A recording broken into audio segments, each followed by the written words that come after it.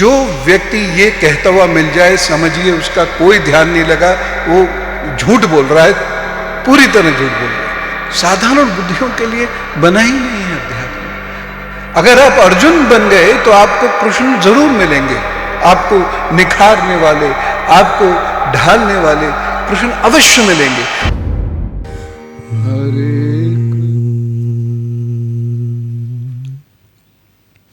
जगदम्बे माँ, गुरु महाराज, गुरु जी और गुरु माँ के चरणों में प्रणाम। और आप सभी को राम राम। वही आवाज़ नहीं आई, बहुत कम आ रही है अभी भी आवाज़। देखो जोर से बोलेंगे, सभी को राम राम। बहुत बढ़िया। अब लग रहा है कि हम आध्यात्मिक लोगों के बीच हैं, क्योंकि साधना अध्यात्म वो ऊर्जा देता है। तो आज हम सब यहाँ इकट्ठा हुए हैं सत्संग के लिए। लेकिन ये सत्संग होता क्या है, कौन बताएगा? अपने स्थान पे ही बैठे बैठे बता सकते हैं सत्संग होता क्या है। जी भैया। सत्य का संग। कोई और? संतों का संग। बहुत बढ़िया। कोई और? सही है, जवाब गलत नहीं है, अपने अपने जवाब है। जब हम किसी दिव्य पुरुष के बीच में, दिव्य पुरुष के सानिध्य में, किसी साधु के सानिध्य में बैठते हैं, उनसे ज्ञान और सार्थक चर्चा करते हैं, उनके उपदेश लेते हैं, वो सत्संग होता है। लेकिन इस सत्संग का महत्व क्या है? बहुत बढ़िया। इससे हमें आत्मबल मिलता है। सत्संग आपके जीवन का उद्देश्य आपको बताता है। अगर आप सिर्फ जीवन जी रहे हैं, आप कुछ पैसे कमा के एक जीवन काट रहे हैं, अपने परिवार को ही बस पैसे दे देते हैं, सोचते हैं 2 वक्त की रोटी मिल गई, यही एक सार्थक जीवन है, तो ये तो पशु भी जी रहा है। तो एक पशु में और एक मनुष्य में क्या अंतर है? 84 लाख योनियों के बाद एक मनुष्य जीवन मिलता है। देवताओं से भी श्रेष्ठ मनुष्य को माना गया है। तो क्यों ये मनुष्य जीवन खास है? सत्संग यही काम आता है। वो दिव्य पुरुष के ज्ञान यही काम आता है। वो आपको याद दिलाते हैं कि आप ये नश्वर शरीर नहीं, वो अनश्वर आत्मा है जो ईश्वर का अभिन्न अंग है, जो ईश्वर से छिटक कर इस धरती पे मृत्यु और जीवन के एक चक्र में फंस चुकी है। और आपके जीवन का असली उद्देश्य उसी चक्र को तोड़ के वापस अपने परम धाम, अपने मैया बाबा की गोद में जाना है। और यह संभव किसके साथ हो पाता है? जब हमें एक दिव्य पुरुष का सानिध्य मिले। एक सत्संग तभी कामयाब हो पाता है जब हमें एक दिव्य पुरुष के सानिध्य में उनसे उपदेश लेने का मौका मिलता है। और ऐसे ही एक दिव्य पुरुष बहुत सौभाग्य से हमें मिले हैं, हमारे गुरुजी। अब देखो गुरुजी का क्या महिमा मंडल करना। अब गुरुजी अपने बारे में तो बताते नहीं। आज माइक मुझे मिला है, अवसर मुझे मिला है, और गुरुजी भी यहाँ पे नहीं है, तो आप सबको उनके 1-2 किस्से बता के देता हूँ। ये दूसरों के जीवन के वो किस्से हैं जो हमें पता लगे। गुरुजी शायद अपने बारे में कभी नहीं बताएंगे, और यही एक असली संत की पहचान है। लेकिन हम भी उनके शिष्य हैं, हम भी बता के ही रहेंगे, ये हमारी पहचान है। एक किस्सा आपको बताता हूँ। एक दीदी थी, वो आश्रम से जुड़ी हुई, अब भी आती हैं, बहुत गुरुजी को मानती हैं। कोरोना काल में उनके घर में किसी को कोरोना हो गया, बहुत समस्या हो गई थी उन्हें। मतलब ऐसी कंडीशन थी, हॉस्पिटल भी नहीं मिल रहा था, जीवन मरण के बिल्कुल उस पर आ गए थे। मैं उनका नाम नहीं लूंगा, मैं किसी की निजता का हनन नहीं करूंगा। वो खुद बताना चाहें तो ठीक है, मैं उनका नाम नहीं लूंगा। तो उनकी गुरुजी से बात हुई, बात करवाई गई, तो गुरुजी ने उन्हें साहस दिया। और देखिए कैसा चमत्कार है कि जिसे हॉस्पिटल नहीं मिल रहा था, उसे तुरंत हॉस्पिटल भी मिल जाता है, वहां पे कॉल भी आ जाता है और बुला लिया जाता है। अब जैसे ही वो जाते हैं, क्योंकि देखिए समस्या ऑलरेडी बहुत ज़्यादा बढ़ चुकी थी, लग नहीं रहा था कि वो बच पाएंगे। तो जैसे ही घर से निकलते हैं, उनके घर में जो घड़ी थी वो रुक जाती है, और जब वो वापस आते हैं वो घड़ी पुनः अपने आप चलने लगती है। ऐसे ही एक और दीदी थी आश्रम से जुड़ी हुई, वो एक बार आई थी आश्रम, गुरुजी से कुछ बातचीत हुई थी, अब वो वापस गई। अब बीच रास्ते में गुरुजी का कॉल आ गया, ज़्यादा दूर पहुंची नहीं थी, उन्होंने कहा बेटा वापस आ जाओ। तो वो भी दीदी बिना सवाल पूछे आ गई कि ठीक है गुरुजी। अब आके उन्होंने पूछा गुरुजी से, तो गुरुजी ने एक बार छोटा सा ऐसी कुछ सवाल पूछा, वो सवाल तो मुझे नहीं पता, लेकिन वो बड़ा छोटा सा सवाल था। वो दीदी को लगा ये तो गुरुजी फ़ोन पे भी पूछ सकते थे, इसके लिए मुझे वापस रास्ते से क्यों बुलाया। अब वो सोचती सोचती चलती गई। तो जब वो बाहर पहुंची और ड्राइवर से कहा कि ड्राइवर गाड़ी निकालो, ड्राइवर कहता है कि मैम हमारी गाड़ी का तो जो ब्रेक फ्लूइड है वो लीक हो गया, अगर आज हम चले जाते वापस ना आते तो शायद हम कभी जिंदा ही ना बचते। ये है एक दिव्य पुरुष। और उसके बाद वो रोती हुई जब गुरुजी पे पहुंची तो कुछ नहीं, गुरुजी बस मुस्कुराए और मैया की तरफ इशारा कर दिया। ये एक महान संत की पहचान है। और ये कोई चमत्कार नहीं है, ये जो दिव्य पुरुष होते हैं ये हमेशा ईश्वर से इनकी क्लॉ लगी रहती है, हमेशा एक कनेक्शन होता है। इन्हें भूत भविष्य वर्तमान सब पता है किसके साथ क्या होने वाला है। आज आप में से भी कई भक्त जब अपने प्रश्न पूछेंगे तो गुरुजी आपसे आपकी डेट ऑफ बर्थ थोड़ी पूछेंगे, वो बस आपका चेहरा देख के आपके बारे में सब कुछ बता देंगे, आपकी समस्या भी बता देंगे, आपको उपाय भी बता देंगे। क्या कोई आम ज्योतिषी ये कर सकता है?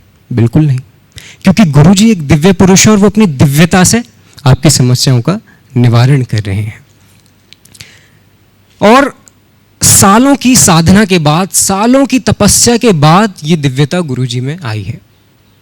लेकिन अब सवाल आता है कि गुरुजी ने तो सालों मेहनत करके ये ज्ञान हासिल करा और हमें यूं मुफ्त में लुटा रहे हैं, लेकिन क्या हम उस ज्ञान का सही उपयोग कर रहे हैं? आप में से जो लोग रेगुलरली आते हैं आश्रम, सत्संग में आते हैं, अगर मैं आपसे बहुत दूर का नहीं बस 2 महीने का पूछूं कि पिछले 2 महीने में गुरुजी ने क्या क्या बताया था, क्या वो आपको याद है? दिल पे हाथ रख के बताइएगा कितनों को वो याद है। अगर याद है तो बहुत अच्छे, और याद नहीं है तो क्यों याद नहीं है? देखिए, ऐसे दिव्य पुरुष का सानिध्य कई जन्मों के पुण्य के बाद मिलता है। तो अगर हमें याद नहीं है तो ऐसा तो नहीं कि हमने अपने कई जन्मों में कमाए पुण्य व्यर्थ कर दिए।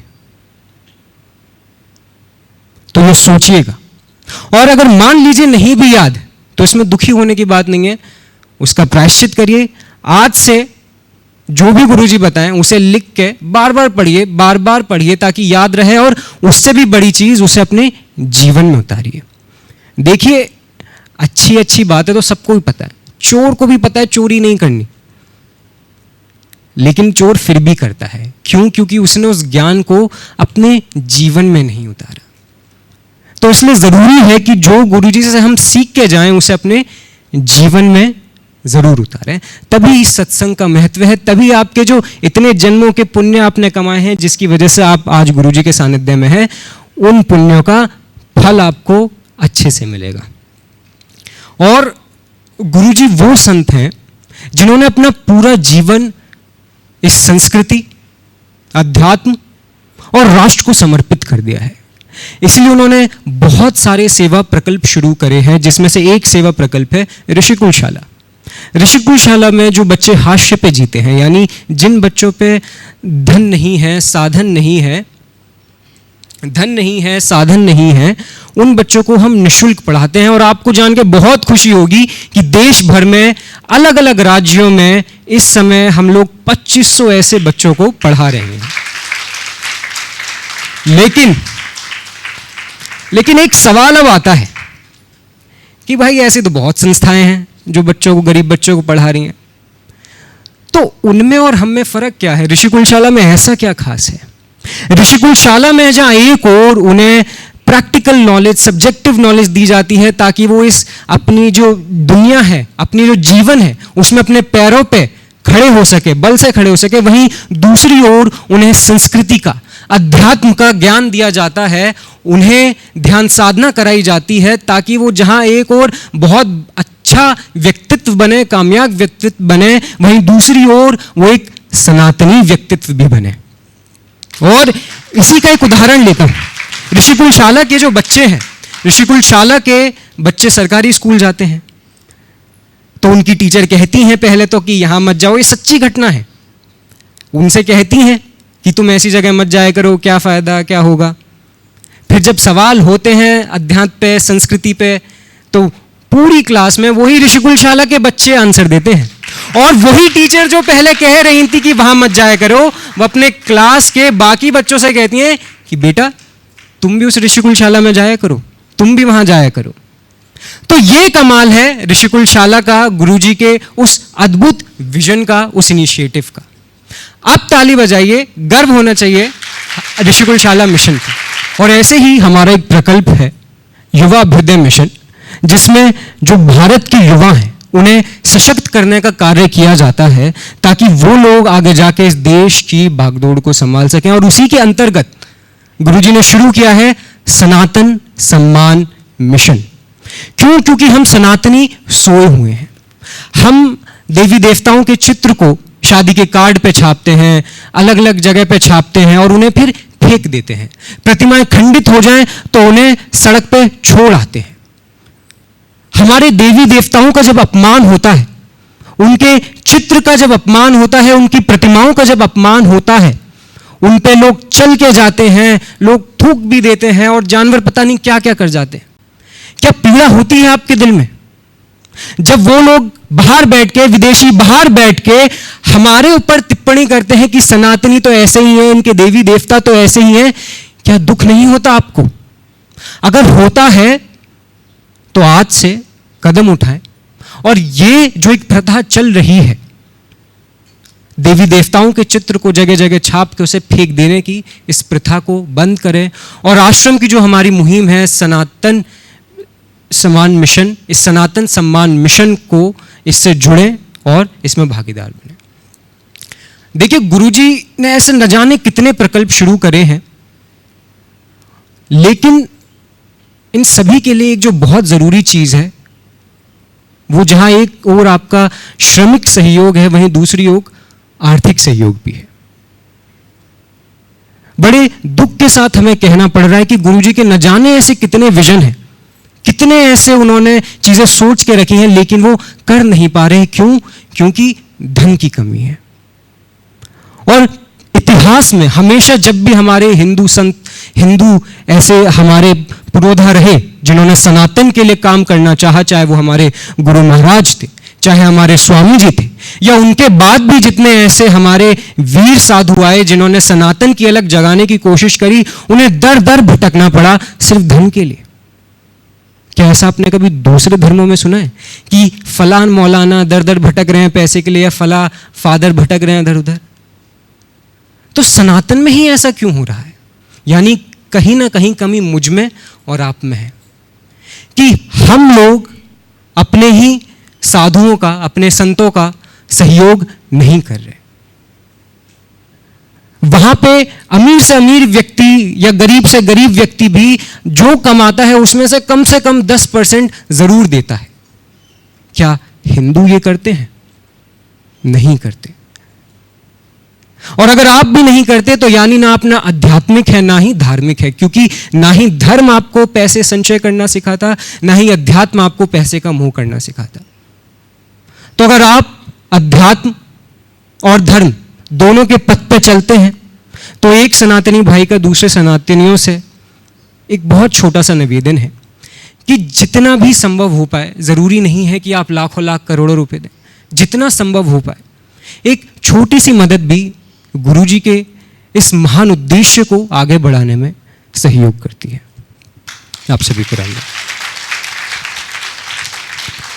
मैं गुरुजी से निवेदन करूंगा कि वो श्रीमद् भागवत पुराण वाचन प्रारंभ करें और हम सबके जीवन में ज्ञान का सूर्य जले।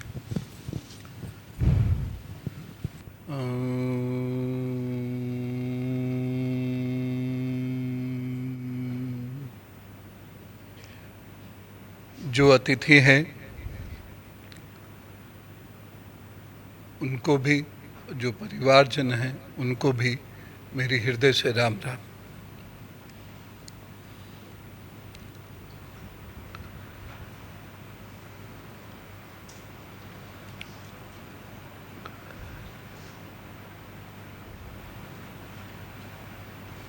जो सनातन संस्कृति के लोग हैं उनके लिए जो अभी ईशान कह रहे थे बड़ी महत्वपूर्ण बात थी वो, और उसको हमें हमेशा ध्यान रखना होगा। केवल जय बोलने से सब कुछ नहीं होता।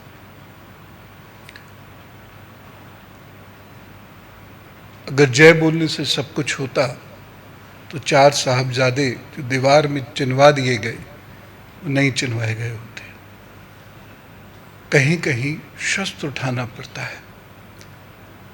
तो हमारे 10 गुरुओं ने, लोगों ने, ना जाने कितने साधुओं ने, संतों ने प्राणों की बलि दी। उनका वर्णन बहुत कम पढ़ने को आपको मिलता है, इसलिए आपको ऐसा लगता है कि आश्रम में तो बड़ी मौज होती है।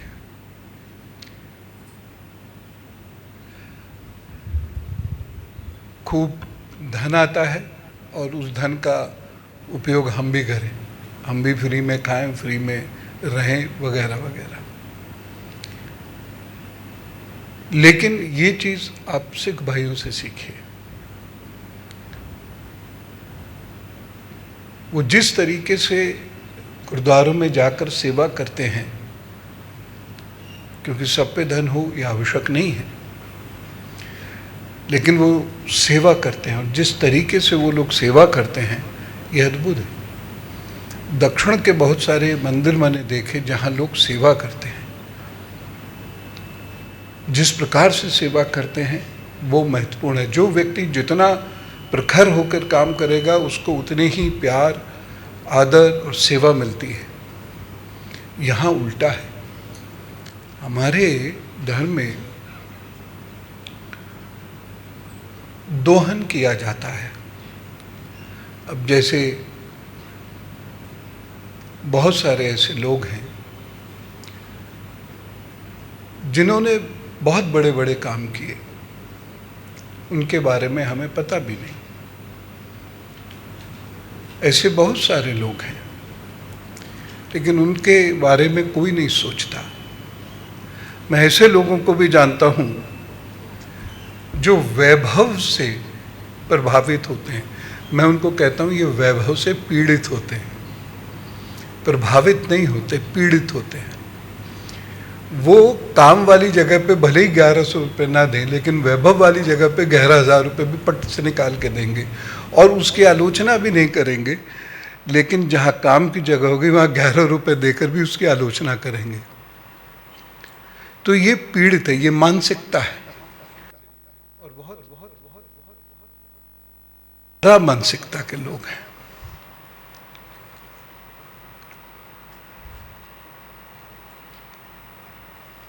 हम अक्सर इस बारे में चर्चा करते हैं कि अध्यात्म की शरण में वो लोग जाते हैं जो हारे हुए हैं, लेकिन उनको जीतने की कोई रुचि ही नहीं है। वो एकाकी जीवन जीना चाहते हैं। वो हार चुके हैं और उनको ये लगता है कि हम हारे ही रहेंगे। बल्कि अध्यात्म की शरण में वो लोग होने चाहिए जो अर्जुन सरीखे हैं, वो लोग होने चाहिए जो हनुमान सरीखे हैं। यानी जब उनको उनका कर्तव्य याद दिलाया जाए तो गदा तान के खड़े हो जाएं। जब अर्जुन को उनके गुरु, उनके मित्र, उनके भाई श्री कृष्ण जब कोई संदेश देते हैं तो उस संदेश को सुनने के बाद उनकी भुजाएं जो फड़कती हैं उससे वो धर्म की स्थापना कर देते हैं। ये लोग चाहिए अध्यात्म में। हारे गिरे पड़े लोगों का नहीं है अध्यात्म, इसलिए अध्यात्म समझ में नहीं आता। मैं उन लोगों से अक्सर ये कहता हूं जो लोग बड़ी बड़ी बातें करते हैं, हमारा बड़ा ध्यान लगा, हमने ध्यान में ये देखा, हमने ध्यान में, जो व्यक्ति ये कहता हुआ मिल जाए समझिए उसका कोई ध्यान नहीं लगा, वो झूठ बोल रहा है, पूरी तरह झूठ बोल रहा है। क्योंकि व्यक्ति केवल जिसका वास्तव में ध्यान लगता है वह केवल इन्हें गिने 2 या 3, जिसमें एक उसके गुरु होंगे या अन्य कोई गुरु समान व्यक्ति होगा, इसके अलावा किसी से डिस्कस नहीं करेगा। क्योंकि डिस्कशन का जो अर्थ है, वो डिस्कस क्यों कर रहा है? प्रतिष्ठा बढ़ाने के लिए, या हो सकता है कल को वो भी अध्यात्म की दुकान खोलने की कोशिश करे, जैसे आजकल बहुत छोटी छोटी दुकानें खुल गई हैं जिसमें लोग बिना कुछ किए, पढ़े समझे, अभ्यास के वो बड़े बड़े योगी ज्योतिषी बन जाते हैं। कभी ऐसा जिक्र वो लोग नहीं करेंगे जो वास्तव में अध्यात्म के पथ पे है। वो कभी अपनी बातें अपने गुरु को छोड़कर कभी नहीं बताएंगे। ये कहने की बात नहीं, ये अंदर से डेवलप होगी। और हमारे लोगों में ऐसी चीजें बहुत तेजी से डेवलप हो रही हैं। इसका मतलब है कि धर्म का प्रचार प्रसार उचित रूप में नहीं हो रहा है। नहीं तो भुजाएं हमारी फड़कनी चाहिए थी, नहीं तो हमें मिलकर एकत्र होकर काम करना चाहिए था। 1100 साल की गुलामी कम नहीं होती है। और फिर भी यदि 2 पीढ़ी भी उसे याद नहीं रख सकी तो ऐसी कौम का क्या किया जाए? तो हम वैभव से पीड़ित हो गए हैं। ज्ञान कहीं जाता रहे, कुछ भी करे, जरा सा 5 मिनट कहीं बैठ के जप लिया, आज मैंने इतने जप किया, आज मैंने उतने जप किया, आज मैंने, दुनिया भर में वो ढोल बजाएंगे। क्यों बजाएंगे? उसका सीधा सा कारण यह है कि वो अपने आप को दूसरे की निगाह में बड़ा प्रतिष्ठित करना चाहते हैं। इसका और कोई तीसरा कारण नहीं है। यह धन कमाना चाहते हैं। कुछ लोग हैं जो धन भी कमाते हैं उसी से, बड़ी बड़ी बातें गुन के। लेकिन जिसको वास्तव में ध्यान लगता है, जो वास्तव में गुरुपथ पर चलता है, जो वास्तव में धर्म पथ पे चलता है, उसके अंदर वो गहराई आती है, उसके अंदर वो मोटिवेशन होता है, उसके अंदर वो मैच्योरिटी होती है कि वह अपनी बात को जज्ब करता है। और अगर किसी से कहता है तो अपने गुरु से कह देगा, या एक आध कोई ऐसा गुरु भाई बहन मिलेगा उससे कह देगा। 36 जगह नहीं गाएगा वो कभी। एक और महत्वपूर्ण बात, जब मनुष्य परेशान होता है तो 3 जगह जाता है, अपने इष्ट के पास, अपने गुरु के पास, या अपने माता पिता के पास।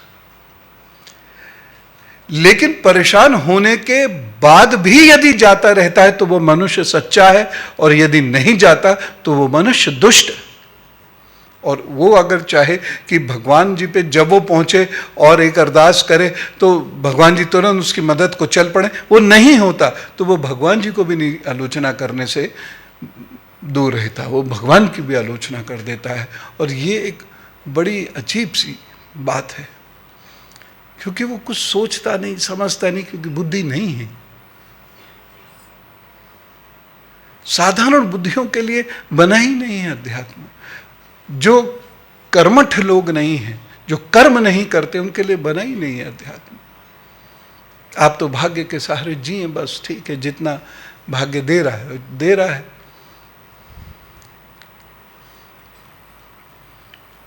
तो आप लोगों से भी ये विनती है कि आप लोग धर्म के लिए खड़े हो। अगर आप अर्जुन बन गए तो आपको कृष्ण जरूर मिलेंगे, आपको निखारने वाले, आपको ढालने वाले कृष्ण अवश्य मिलेंगे। लेकिन यदि आप कुछ भी नहीं है, आप दूर कहीं जाके तपस्या कर भी लोगे तो भी भगवान आपको मिलेंगे, इसकी कोई गारंटी नहीं है। इसलिए सेवा कीजिए, कुछ अध्ययन कीजिए, अपने आप तकदीर बदलनी शुरू होती है। माँ के सामने बैठ कर जप कीजिए, यहाँ बैठ कर जप कीजिए, या जहाँ भी आप को ठीक लगता है वहाँ बैठ कर जप कीजिए। जब भी नहीं आता तो उनका नाम लेना शुरू कर दीजिए, तब आप भय मुक्त होंगे। हमने पिछली बार पढ़ा था ना, भय नाम का एक दानव। तो भय क्या है? ये वही दानव है जो हमारे भीतर है। आज जो हम पढ़ेंगे, आपको पढ़ के बड़ा, आपको सुन के बड़ा हर्ष होगा कि श्रीमद् भागवत कितनी गहरी बात कह रही है। पुरंजनपुर का वर्णन पिछली बार हुआ था। देखिए, पुराणों को पढ़ने का एक तरीका अलग है। पुराण वो कहानी के रूप में बात कहते हैं जो कहीं ना कहीं सत्य होती है, वो सत्य को कहानी के रूप में बताते हैं। जैसे बहुत सारी माएँ अपने बच्चों को, जब छोटे बच्चों को जब सिखाती हैं तो कोई कहानी सी सुना के सिखाती हैं। और ये मैं कहना चाहूँगा सभी माता पिताओं से, यहाँ जो उपस्थित हैं या YouTube के माध्यम से जो जुड़ रहे हैं, बच्चों को कभी मत ये कहिए ये खा ले नहीं तो भूत आ जाएगा। बच्चों को कभी डरा के मत खिलाइए, कुछ समझा के खिलाइए। और कहानी उसका एक बड़ा सशक्त माध्यम है, लेकिन कहानी का मॉरल ऑफ द स्टोरी भी होना चाहिए कि ये कथा, ये कहानी हमने क्यों सुनाई, क्यों बताई। और नहीं तो वो गप बन जाती है। अगर कोई कहानी सत्य के निकट नहीं आ पाती तो वो गप बन के रह जाती है। और जो साहित्य सत्य के निकट आता है वह शिक्षा देकर जाता है, क्योंकि जब वो बच्चा बड़ा होगा तो वो क्या याद रखेगा, उस शिक्षा को याद रखेगा। और अन्यथा उसने याद क्या रखना है कि अच्छा बचपन में ये गप सुनाते थे, और ये तो कभी होता नहीं। तो बच्चों को ये सब मत सुनाया कीजिए, क्योंकि कहीं ना कहीं हम भी थोड़े बहुत रिस्पॉन्सिबल हैं कि बच्चे कार्टून फिल्म्स देखते हैं और उसी की भाषा बोलते हैं और सीखते हैं, क्योंकि हम उन्हें एनकरेज कर देते हैं इनडायरेक्टली। जानबूझ के कोई नहीं करता, लेकिन इस प्रकार से भय उत्पन्न मत कीजिए। उससे तो बेहतर वो माएँ जो पास में डंडा रखती हैं और कहती हैं खा। उनके बच्चे में शौर्य तो आता है, और कभी हल्का फुल्का लगा देने में दिक्कत नहीं, शरीर मजबूत होता है उससे। यहां जो भी लोग 45-50 या उससे ऊपर के हैं, कौन सा ऐसा जो कोरा कागज होगा? सब पे लाल लकीरें खिंची हुई होंगी कभी ना कभी। तो बच्चों को डराइए नहीं। हम लोगों ने बच्चों के डराने की एक तो टेंडेंसी डेवलप करी, और एक अंग्रेज हमें सिखा गए योर ओबीडियंटली। तो हम बच्चों की प्रतिष्ठा में क्या कहते हैं, बड़ा आज्ञाकारी है। इसका मतलब बच्चे में मस्तिष्क नहीं है। जिसमें मस्तिष्क नहीं होगा वो आज्ञाकारी होगा। वैसे तो पशु पक्षी भी नहीं सुनते, वो भी कुछ ना कुछ अपना मूड उसमें लगाते हैं, कुछ ना कुछ एनालिसिस अपना लगाते हैं, पशु पक्षी भी। तो आज्ञाकारी कोई बच्चा कैसे हो सकता है? तो आज्ञाकारी मतलब हमने एक सत्ता धारण की हुई है, और बच्चे तुम उस सत्ता को मानो, उसका पालन करो। तो हम हो गए निरंकुश, और वो हमारी प्रजा, 2 बच्चे या 3 बच्चे, वो हो गए आज्ञाकारी। तो हमने अपने घर में कॉलोनियलिज्म या इंपीरियलिज्म शुरू कर दिया। तो ये मत सिखाइएगा। खैर, तो जो कहानियां होती हैं ये सत्य की तरफ इनको लेके जाना चाहिए। वीरों की कहानियां सुनाइए, गुरुओं की कहानियां सुनाइए, आंदोलनों की कहानियां सुनाइए, जो ब्रिटिशर्स के खिलाफ किया, जो मुगलों के खिलाफ लड़े हमारे लोग, उनकी कहानियां सुनाइए। और जो माएँ चीखती हैं या तो उनके बच्चे उनसे दूर भागते हैं, सप्तम स्वर में बोलते हैं ना, यह जो पिताजी आते ही ऐसा लगता है कि घर में टेरर आ रहा। पिताजी नहीं, टेरर आया है। तो कोई बेड के नीचे, कोई टेबल के नीचे, कोई तुरंत पढ़ने बैठ जाएगा, और ये भी ध्यान नहीं रहेगा कि उल्टी किताब खोली हुई है। तो पिताजी doesn't mean terror, is the best friend, particularly for a girl is the best friend. तो इस तरह से बच्चों का पालन पोषण करिए, उन्हें वीर बनाइए। वीरता का मतलब ये नहीं है कि हर वक्त लठ धारण करके घूमना है। वीरता का मतलब ये है कि उन्हें मजबूत रहना है। कुछ बच्चे आश्रम में ऐसे आए जो घर पर धके आ गए तो यहाँ आ गए, यहाँ पे तो अनुशासन बहुत कठोर है, तो यहाँ धके आ गए तो फिर घर पहुँच गए। इधर उधर आते जाते ही उनका जीवन कट गया, कुछ नहीं सीखा, कुछ नहीं पढ़ा, क्या करोगे आगे जाके कुछ नहीं पता, साधु बनोगे नहीं पता, सन्यासी बनोगे नहीं पता, देश रक्षा करोगे हाँ, कैसे करोगे नहीं पता। तो ये बच्चों के भीतर ये प्राण डालिए, ये सोच डालिए। और देखिए कितनी सुंदर तरीके से एक कहानी को वाइंड अप करते हैं श्री नारद जी। पुरंजनपुर की बात हो रही है। इधर आ जा, तुम भी सुन, इधर आ जा, उसे मैनेज करना अभी। अच्छा अच्छा ठीक है। और कोई पीछे पीछे तो नहीं चुप गया है, तो आगे आ जाओ। पुरंजनपुरी के हम लोग ने बात की। अब पुरंजन का अर्थ समझा रहे हैं श्री नारद जी। नारद जी कोई ऐसे ऐसे आदमी नहीं है, महर्षि, हमने तो उनका अजीब बजरबट्टू बना दिया। नारद जी बिल्कुल भी ऐसे नहीं है, बड़े गंभीर, बहुत विद्वान व्यक्ति हैं, सिद्ध व्यक्ति हैं।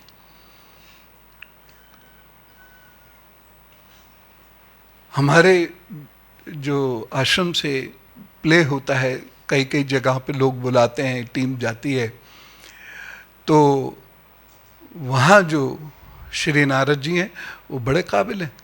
हमने उन्हें कतई भी कार्टून नहीं बनाया। और नारद जी उसमें एक डायलॉग बोलते हैं कि मैं हूं तो नारद, लेकिन वैसा वाला नारद नहीं हूं जैसा तुम सोचते हो। खैर, पुरंजन एक नगर का निर्माता। देखिए सिमिलीज देखिएगा, आप कंपेयर करने की कोशिश कीजिएगा जो पिछली बार हमने पढ़ा था, और हम 10-15 मिनट में पढ़ के फिर बातचीत करेंगे, जिसके लिए आप मूलता आए हैं। ये सुनने थोड़ी आया कोई, लेकिन मैं तो पकड़ के सुनाता था भाई। अगर मैं A to Z कुछ बोलूँगा तो C D E F कुछ तो लेके जाएंगे ना। और कुछ नहीं पता होता किस व्यक्ति में कितना स्पार्क होता है, और वो ज़रा सी एक प्लग लगाने से, स्विच ऑन करने से वो एकदम से धधकता हुआ अंगारा बन जाता है। छोटा सा स्पार्क होता है, बहुत सारे लोगों में होता है। पुरंजन एक जीव है। कैसा जीव? जो अपने लिए 1, 2, 3, 4 अथवा पैरों वाला या बिना पैरों का शरीर रूप पुर तैयार करता है। यानी पुर ये शरीर है। पुरंजन क्या है अभी बताएंगे नारद जी। और पुर तैयार करते हैं यानी ये जीव, ये शरीर, इस शरीर को संज्ञा दी है पुर की। और कितना खूबसूरती से इसे समझाया है। देखिए, उस जीव का सखा कौन है? ईश्वर। और उसका नाम क्या है? अविज्ञात। क्योंकि किसी भी प्रकार के नाम, गुण अथवा कर्मों से जीवों को उसका पता नहीं लगता। ईश्वर की व्याख्या सब लोगों ने अपने अपने अनुसार की है। जिन्होंने देखा है उन्होंने भी, जिन्होंने नहीं देखा उन्होंने भी व्याख्या करने में कोई कसर नहीं छोड़ी। वो कभी ये आपसे नहीं कहेंगे कि मैंने तो देखा नहीं भाई, मैं तो नहीं समझा सकता ईश्वर कौन है। लेकिन वो ज्यादा बड़े शब्दों में समझाएंगे। किताबें लिख दी लोगों ने। मैंने 1-2 लोगों से कहा भी कि ईश्वर देखा क्या? बोले एक एहसास सा होता है, एक अनुभव सा होता है। मैंने कहा वो तो नदी किनारे बैठोगे तो ठंडी हवा का अनुभव वहां भी आएगा। ईश्वर देखा क्या? कुछ लोग कहते मिलते हैं हमें कृष्ण जी के दर्शन हुए। अच्छा, क्या कर रहे थे वो? कुछ नहीं, नीले रंग के थे। मैंने कहा कौन सा पिक्चर देख के अभी बताओ। श्री कृष्ण जी का रंग नीला तो कभी भी नहीं है। वो एक चीज को डिनोट करते हैं, लेकिन नीला रंग नहीं है उनका। हमारे कृष्ण जी कहां से नीले हैं बताओ? तो इस प्रकार की फैंटेसीज हम क्रिएट नहीं करें, है ना। स्वप्न लोक में जीकर किसी को भी ईश्वर नहीं मिलते, और वो दूसरों को कहानियां पढ़ पढ़ के सुना देता है, झूठ बोल रहा है, महापाप कर रहा है। तो जितना आपको पता है उतना ठीक है। बहुत पुरानी बात है, उसके बाद तब हम दौड़ भाग सकते थे, अब तो खंडहर है। लेकिन खंडहर देख के इमारत कितनी बुलंद थी इसकी पहचान हो जाती है समझदार को। नहीं हुई ना पहचान, इसलिए हंसे नहीं तो बहुत जोर से हंसते। खंडहरों से पता चलता है इमारत कितनी बुलंद थी। खैर मत हंसो।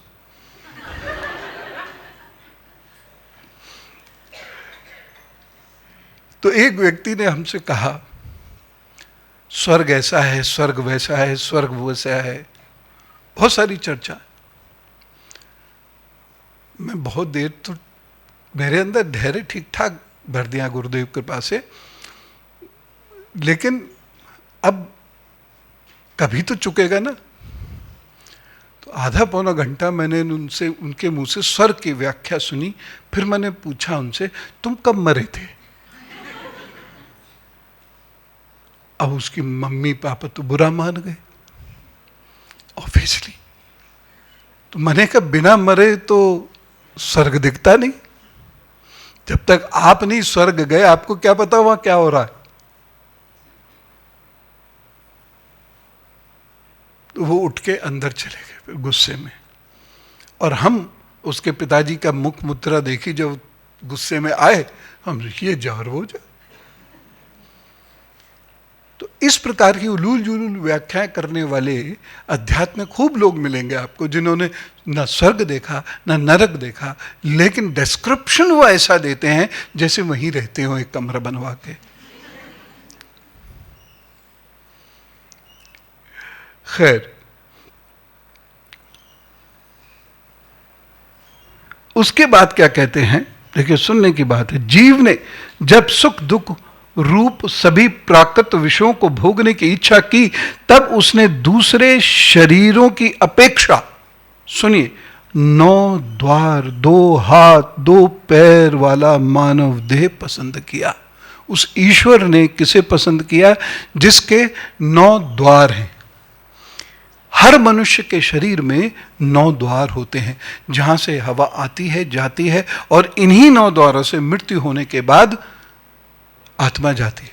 अब ये मत पूछना आप कब मरे, यहां लिखा हुआ है, ये पढ़ के बता रहा हूं मैं। तो मैंने पहले ही डिस्क्लेमर दे दिया, ये जो भी पढ़ रहे बोल रहे हैं नारद जी बोल रहे हैं, मैं नहीं बोल रहा हूं। तो ये जो 9 द्वार हैं और 2 हाथ 2 पैर, ये है मानव देह। इसको ईश्वर ने पसंद किया, और हर व्यक्ति के अंदर वह ईश्वर है। और जो व्यक्ति आचरण विरुद्ध कार्य करता है, उस व्यक्ति के भीतर ईश्वर सुप्त अवस्था में है। और जो अनुशासन और भक्ति से कार्य करता है, कर्म करता है और अपने प्रभु को याद कर रखता है, उस व्यक्ति के भीतर ईश्वर स्वतः जागृत होता है। जो ईश्वर की चर्चाएं करता है, जो सत्संगों में जाता है, ईश्वर के बारे में गहराई से सुनता है, समझता है, मनता है, भजता है, ध्यान करता है, उसके अंदर वह ईश्वर जागृत होता है। धीरे धीरे होता है, लेकिन जागृत होता है, अन्यथा वो सुप्त पड़ा रहेगा। और जब आपके भीतर जितना ईश्वर जागृत होता जाएगा, आप उतने शांत होते चले जाएंगे, यहां तक कि आपकी आवाज भी शांत होने लगेगी। आपकी वाणी, आपकी सोच, आपकी बातें, वो एक अलग प्लेन पे चली जाती हैं, और स्वतः होता है, क्योंकि अब आप उसे भज रहे हैं जो समस्त शक्तियों का, समस्त लोकों का स्वामी है। अब आप वैसे इंटेलेक्चुअल बन रहे हैं। वही सब ज्ञान भी धीरे धीरे, एकदम नहीं होगा, धीरे धीरे अनेक वर्षों में जाके आपको मिलेगा। आगे क्या वो कहते हैं, सुने ना, कितनी इंटरेस्टिंग बातें। बुद्धि अथवा अविद्या को ही तुम पुरंजनी नाम की स्त्री जानी। पुरंजन और उसकी स्त्री पुरंजनी। अब हम वैसे क्या कह देंगे, सूर्य और शनि की जब बात करते हैं तो हम क्या कह देते हैं कि शनि की ब्याहता है छाया, जबकि शनि ग्रह छाया क्रिएट करता है, उसकी पत्नी थोड़ी है छाया। तो ये सब गहरी बातें हमें समझनी चाहिए। पुराण बातों को कथा और कहानियों के माध्यम से ही समझाते हैं। तो पुरंजनी नाम की स्त्री, इसको समझिए, इसी कारण इंद्रियों आदि में मैं और मेरेपन का भाव उत्पन्न होता है। जो आध्यात्मिक व्यक्ति होगा उसके अंदर मैं का भाव नहीं होगा, मेरे का भाव नहीं होगा। वह धीरे धीरे इतने विशाल हृदय का स्वामी बन जाता है अथवा स्वामिनी बन जाती है कि उसके अंदर मैं, मेरापन, मेरा कंट्रोल, ये भाव समाप्त होता चला जाता है। लेश मात्र तो रहेगा, लेकिन वह डोमिनेटिंग आइडिया नहीं होगा उसका, उसकी पर्सनैलिटी में वो डोमिनेंस नहीं होगी। और इसीलिए कि कभी कभी ऐसा होता है कि जो आध्यात्मिक व्यक्ति होता है, उसके घर परिवार वाले, उसके मित्र आदि, ये लोग उससे बड़ा चढ़ने लगते हैं, क्योंकि वो बहुत ज्यादा रिएक्शंस नहीं देता, हल्का सा बोल के चुप जाएगा, और बोलेगा तो भगवान की बातें करेगा या काम की बात करेगा या भगवान द्वारा आदेशित बातचीत करेगा, धर्म की रक्षा की, बस उन्हीं विषयों पर उसकी चर्चा होगी, उसके अलावा वो किसी से मतलब नहीं रखेगा। तो उसके घर वाले बड़े चिढ़ते हैं कि ये हमसे दूर जा रहा है। वो जा रहा है क्योंकि वो अब उस परम तत्व की ओर जाना शुरू कर चुका है, उसका पथ बदल चुका है, उसकी सोच अब बदलनी शुरू हो गई है। वो रहेगा संसार में, सांसारिक वस्तुओं का उपयोग भी करेगा, लेकिन उसमें आसक्त नहीं होगा। यही फर्क है जो श्री कृष्ण श्री अर्जुन को समझाते हैं कि हम तुम सदा से हैं, हर युग में हैं, क्योंकि ये जो पुरंजन है, इसके भीतर का जो ईश्वर है अविज्ञात, वो निकल जाता है, दूसरे पुरंजन में प्रवेश कर जाता है, दूसरे पुर में प्रवेश कर जाता है।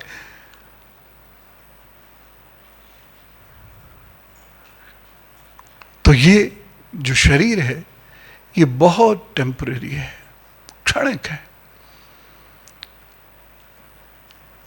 देवताओं का एक दिन हमारे एक वर्ष के बराबर है। तो सोचिए शरीर कितना क्षणिक है। तो वो उसमें आसक्त नहीं होगा। श्री कृष्ण अर्जुन से कहते हैं कि तुम्हारे और मुझ में अंतर यही है कि तुम भी इस धरती पे आए, मैं भी इसी धरती पे था, तुमने इस धरती को भोगा भी, लेकिन तुम्हारे भोग में आसक्ति थी और मेरे भोग में आसक्ति नहीं थी। बजाओ ताली।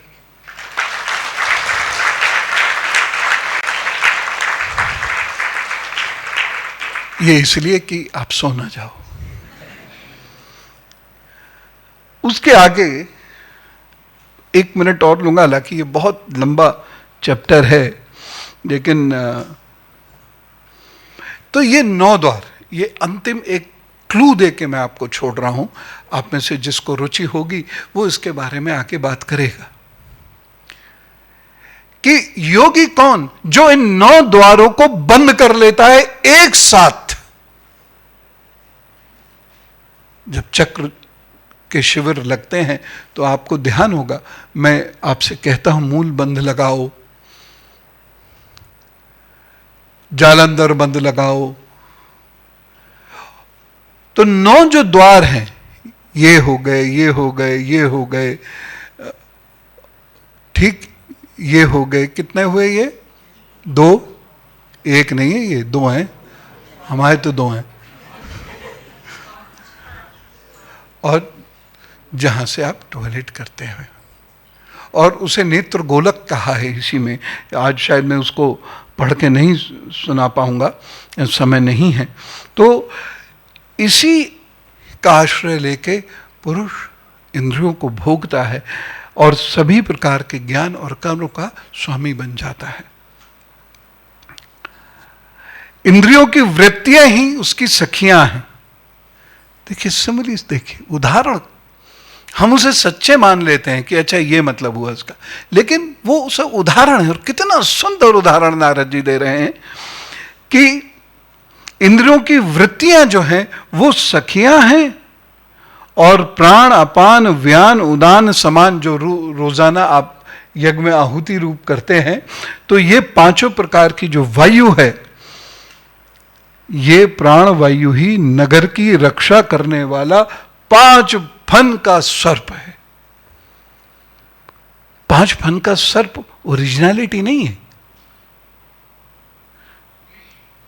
यही हमारी जो वायु है, यही हमारी रक्षा करती है। आपके शरीर में जिस क्षेत्र से वायु निकल जाएगी या वायु का फ्लो जहां कम हो जाएगा, वही अंग शिथिल हो जाएगा, काम करना बंद कर देगा। पैरालिसिस ऐसे ही होता है।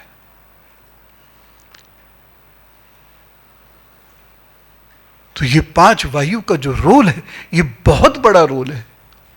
और इन्हीं 5 वायु को जब हम इस प्राण में एकत्र कर लेते हैं, 9 द्वारों को बंद करके जब हम आगे की यात्रा शुरू करते हैं, कैसे करते हैं यह भी नहीं बताऊंगा, यह आपको अलग से सीखना पड़ेगा, क्योंकि ये ज्ञान ऐसा नहीं है जो संवेद रूप से दिया जा सके। तो एक उस समूह को जिसका इसमें रुचि है। अभी तो सब लोग कह रहे हैं अरे चुप हो, जल्दी से बता, मेरे लड़की की शादी नहीं हो रही है। तो यही जो वायु है, जब ये प्राण शक्ति मजबूत करती है हमारी, तो हमारा मिलन फिर ईश्वर से होता है। तो हमारा जो अंतिम रंध्र है वो ईश्वर की यात्रा का प्रथम रंध्र है। सहस्त्रार जो है ये प्रथम सोपान है, उसके बाद अन्य रंध्र हैं, और उसके अंतिम छोर पर ईश्वर का वास है। अब वहां तक पहुंच जाओ, ईश्वर मिल जाएंगे, बैठे हुए मिलेंगे, और उन्हें पता भी चल जाएगा तो आपके मनपसंद मिठाइयां भी मंगा के रखेंगे, क्योंकि वहां किसी को डायबिटीज नहीं होती। आगे की बात करते हैं। दोनों प्रकार की इंद्रियों के नायक मन को ही 11वां महाबली मानना चाहिए। यानी शरीर में जितनी इंद्रियां हैं, इसका जो कमांडिंग ऑफिसर है, इसका जो सीईओ है, वो मन है। और जिसने मन नहीं अपना ठीक किया, वो अध्यात्म में उसका कोई रास्ता नहीं है, झूठ बोल रहा है। क्योंकि 2 दिन में, 1 दिन में, 4 दिन में हमें पता लग जाता है कि किसी व्यक्ति का मन कैसा है, वो मन में कितने षड्यंत्र करता है, ये भी पता चल जाता है। अब कितना भी रुमाल पटका बांधोगे, चेहरा कहां छुपा ले जाओगे? प्रभु से तो कुछ भी नहीं छुपता। तो मन में कितना षड्यंत्र है, कितनी चालाकी, कितनी धूर्तता है, या मन कितना अस्थिर है, मन कहां कहां भटक रहा है, ये पता चलता है। और वो व्यक्ति जब भगवान की चर्चा करता है तो बस अंदर से मछलियां फड़कने लगती हैं कि काश कि मैं राक्षस होता, तो गला दबा देता, क्योंकि ये संभव ही नहीं है। क्योंकि वो जो कमांडिंग ऑफिसर है, यदि वही करप्ट है, तो फिर बाकी जो उसके अंडर काम करने वाले लोग हैं वो तो महाकरप्ट होंगे भाई। Commander has to be all right. इसीलिए जो संत शिक्षा है, जो गुरु शिक्षा है, इट स्टार्ट्स विथ कंट्रोलिंग मन, संयम जिसे कहते हैं। मन has no biological location at all, but it is everywhere. मन कहां है ये किसको पता है? विचार अलग है, मन अलग है, सोच अलग है। So what is the central point of man? Nobody knows. But it governs everything. Like will answer. कौन उत्तर देगा? है? लाइक ब्रह्म, लाइक ईश्वर, जो कहीं दिख नहीं रहा लेकिन वो यहां पर भी आपके बीच में भी बैठा हुआ देख रहा है कि कोई व्यक्ति कहां जा रहा है, क्या सोच कर आया है। और यही संदेश है, वो जिसको देने होते हैं वो दे देता है। तो मन सर्वत्र है, सब चीजों को, अब ईश्वर संपूर्ण ब्रह्मांड के स्वामी है, मन उस पुरंजन का स्वामी है जो ये है एक। तो मन गवर्न्स। और अगर किसी को साधना शुरू करनी है तो सबसे ज्यादा समय जो देना पड़ता है वो दो चीजों पे, एक शरीर सौष्ठव पे, वात पित्त कफ से उसे दूर होना पड़ेगा, और दूसरा मन। एक बार आपका अभ्यास हो गया प्रबल तो फिर तो आप चलते फिरते भी ध्यान में चले जाएंगे, जैसे हमारे गुरु महाराज जी चले जाते थे, बैठो भगवान की बात करो और वो समाधि अवस्था में चले जाते थे, और वो भी निर्विकल्प, जन्म जन्मांतर के बाद किसी को प्राप्त होती है। तो मन को साधना ही सबसे बड़ी क्रिया है। अब पंचाल देश क्या है, इसके बारे में क्या कहते हैं श्री नारद जी? शब्द आदि 5 विषय ही पंचाल देश है, और 9 द्वार वाला जो घर है ये उसी सर्प और उसी पंचाल देश के मध्य में स्थापित है। सुंदर व्याख्या, इसको समझने में थोड़ा सा समय लगेगा आपको, लेकिन आप समझना चाहें तो सरलता से समझ सकते हैं। यह है पुराण का कमाल। तो पुराण को केवल सामान्य कथा मत माने, कुछ जगह चीज़ें समझ में नहीं आती क्योंकि प्रक्षिप्त बहुत हुआ है पुराणों में, तो लोगों ने अपने अपने लेखन, अपनी अपनी बातें, अपने अपने सिद्धांत भी उसमें डाल दिए, लेकिन उसके बाद भी पुराण में वह शक्ति है जो आपको कहीं ले जाते हैं। इसलिए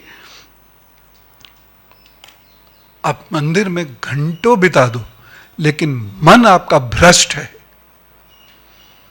मन खराब है, मन पंच विकारों से ग्रसित है, तो कितने ही पाठ वाठ कर लो कुछ ना होता। और जिसका मन शुद्ध है, जिसका मन विकारों से मुक्त हो रहा है, जो मुमुक्षु बन रहा है व्यक्ति,